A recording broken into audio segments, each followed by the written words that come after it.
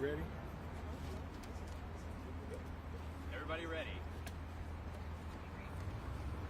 Good? All right. McKinley, take it away. Good morning. My name is Frank McKinley, Fire Chief of the Cincinnati Fire Department. This morning at approximately 03:30, we were dispatched to a fire down here at Sawyer Point at Thousand Hands Playground. We had several units dispatched. We had 3 fire engines, a fire truck, a district chief, and a heavy rescue. And we're glad to report that there were no injuries from this fire. Assistant Chief Matthew Flagler assumed command very early in this fire, and we'll talk about the specifics surrounding what occurred. Good morning, my name is Matt Flagler, Assistant Fire Chief, Cincinnati Fire Department. Like the Chief said, at 03:30 we started receiving calls for a fire. We had some conflicting reports that there were fire. It was a vehicle fire on top of the bridge and a fire below the bridge. The fire was below the bridge in the Thousand Hands Playground, as Chief stated. That fire, the heat from that fire actually extended up and caused a fire on the bridge itself and in some of the structure around the bridge, which the Department of Transportation will discuss in detail. The fire was extinguished by our firefighters. We had about 60 firefighters on scene, and we are glad to report currently there are no injuries. The cause of the fire remains under investigation. There was a lot of damage to the playground structure and to that area, so it takes us a while to go through the fire debris to determine a cause, but our fire investigators are on scene and they're being supported by Cincinnati Police and some of our federal partners as well to make sure that we have a good cause and origin of that fire, but there's no known cause. We're happy to report that there was no vehicles that were impacted on the bridge or damaged. There was no hazardous materials that we know of that were released in any way. We've been working with the Metropolitan Sewer District to confirm that the sewer system is safe. There was no impacts to any of that infrastructure. Duke Energy has been on the scene with us and made sure that the utilities in the area are secured. We have had no loss of utilities or power in the area from the fire. I'm going to turn it over now to the Ohio Department of Transportation. Just real quick, I'll get back to you. All right, good morning, everybody. Matt Bruning, I'm the press secretary for the Ohio Department of Transportation. We don't have a lot of details yet. We still have inspectors that have been here on the scene for a couple of hours, but we're still trying to get access up into the close area of the bridge, maybe up on top as well to get a good detailed look. As of right now, the goal is to get the northbound side inspected first. We think there's less damage there, so we're going to try to get that inspected first. The southbound side is going to remain closed until further notice, though. We have some significant damage on the Ohio approach to the bridge. At least 3 beams will need to be replaced on that portion of the structure. That will also necessitate the replacement of a portion of the bridge deck. There's also a sign truss up there that was damaged in the fire, so that will need to be removed and replaced. That is as much as I have right now. Again, we hope to have more details once we get inspectors up there that can get a good close look at the bridge. But as of right now, we have not been able to do that. To talk a little about the Ohio detours that we have, I'm going to bring my colleague Kathleen Fuller. She's our District 8 Public Information Officer. Good morning, everyone. Yes, I'm Kathleen Fuller with ODOT District 8. And regarding the maintenance of traffic plan for southbound motorists traveling to I-471, obviously it is closed beginning at, we're going to be detouring basically over I-71 and 75 southbound. But the access points from Liberty Way, 5th Street, also 50 East and 50 West have all been closed, so there will be no access to I-471 South out of downtown Cincinnati. And also, we are right here at the bridge at the approach. Pete Rose Way is also closed at the approach, so motorists will be needing to use Eggleston. And if you're traveling from the other side of the bridge, you will need to, on Riverside Drive, you will want to divert by way of Columbia Parkway. So motorists will probably want to try and get over to Columbia Parkway out at Delta Avenue. That'll be the best access point for them to, if you're on Riverside or US 52, the best access point will be to get over to Columbia Parkway at Delta. So again, Pete Rose Way and Riverside Drive, it is closed in both directions under the bridge. And we just want to remind motorists to please, be mindful of this and to plan ahead, plan your travel day accordingly and allow extra travel time. And you can, of course, visit us at ogo.com for updates on those detours. And now I'd like to turn it over to Corey Wilson with the Kentucky Transportation Cabinet to talk about the northbound closures.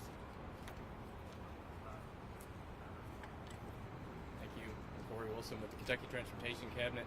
Our detour in Kentucky is pretty simple. Our immediate response was to shut down I-471 northbound, starting at 275. So I-71 northbound, including all on-ramps in Kentucky, is closed currently. We'll continue to evaluate that as this develops. But that's the situation right now. We would encourage everybody to use I-71, I-75, or 275 to get around as a detour, or any one of our other river crossings. But also we're continuing to develop our communications plan and making sure that we're communicating that detour to the public and helping them have the latest updates about the closure and what's going on so that they can plan their route accordingly.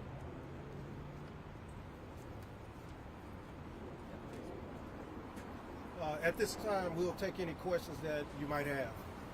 Some of the beams seem to be. Okay. Hold on. Go Let's ahead. start right here. Some of the beams seem to be sagging, almost as if perhaps they would be melted. Is that? Yes, the fire was a very large fire that put out a lot of BTUs, and so because of the source, the fuel that was involved in it, it created such a large source of heat that it began to compromise some of the integrity of the structure. And so we have our partners here working with us to determine the safety issues that are concerned with those. What was that made of, that playground equipment? There was several different materials, synthetic materials primarily, and so a lot of plastics were involved. Some wood was also involved in the structure. Yeah, because wood itself's not hot enough to burn steel, is it? Wood can be. It just depends on the amount of fuel source that it has. The amount of wood. I know you said the cause is under investigation. Any preliminary findings that this might have been intentionally set? Right now, we don't have any indications one way or another, and our investigators are currently working to try to determine the cause and the point of origin where the fire actually began. What's the distance between the playground and the viable dam? It appears to be close to 40 feet. And, yes. Okay, Matt, I have a question for you. You said you need to replace the girders and the signs and everything. I know it's very early, but can you give us some kind of ballpark timeline of how long it's on a project of this magnitude? And how much it might cost? Yeah, it's hard to give an answer on either of those right now because until we know the full scope of what we need to do. I mean, obviously to get some steel beams in here will take some time. That's something we've been working on since before daylight, trying to get an emergency contract put together, get a contractor in here so we can get that work done as quickly and safely as possible.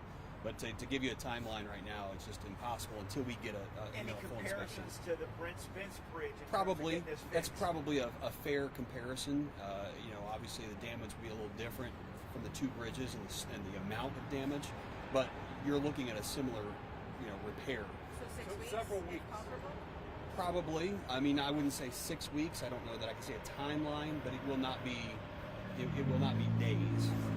Any idea, given that this is technically Kentucky's bridge, but it was on Ohio's side, how's the cost share going to work, and who's responsible for the actual project here? Because when it happened in the Brent Spence, Kentucky did it. Sure. Well, How's the this- bridge itself is Kentucky's, but the fire was under the Ohio approach, which is ODOT's. So that's why we're doing the emergency contract on this particular project. But we are obviously working hand in glove with Kentucky.